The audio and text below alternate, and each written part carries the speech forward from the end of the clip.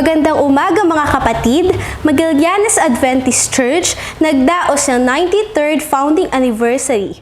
Bago ang araw na ito, gumawa ng isang maiksing pelikula ang Magallanes Media Ministry patungkol sa mga activities ng iglesia noong nakaraang taon.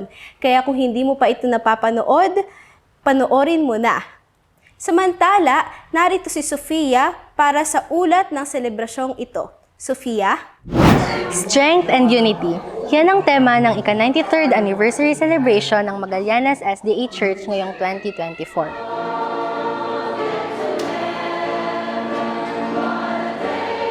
Maraming nag-attend sa anniversary ng Magallanes Church. Nag-attend ang mga anak ng churches na kinabibilangan ng Talipusngo, Cabulusan, Ramirez, Gulod, Pacheco, Baliwag, Bendita, kay Apas at ng bagong church, ang Maangyo Church.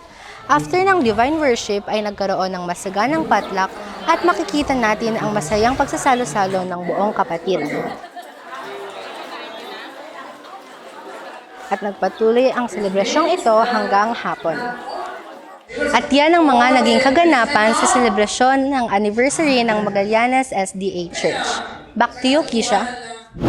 Thank you, Sofia. Sa tagal ng panahon na ang kapilyang ito ay natatag, sigurado ako na walang anumang pagsubok ang hindi natin malalampasan sapagkat tayo ay may pagkakaisa.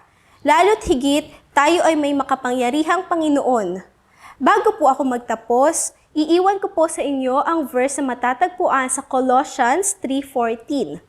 At higit sa lahat, magmahalan kayo dahil ito ang magdudulot ng tunay na pagkakaisa. Huwag kalimutang i-follow ang page na ito.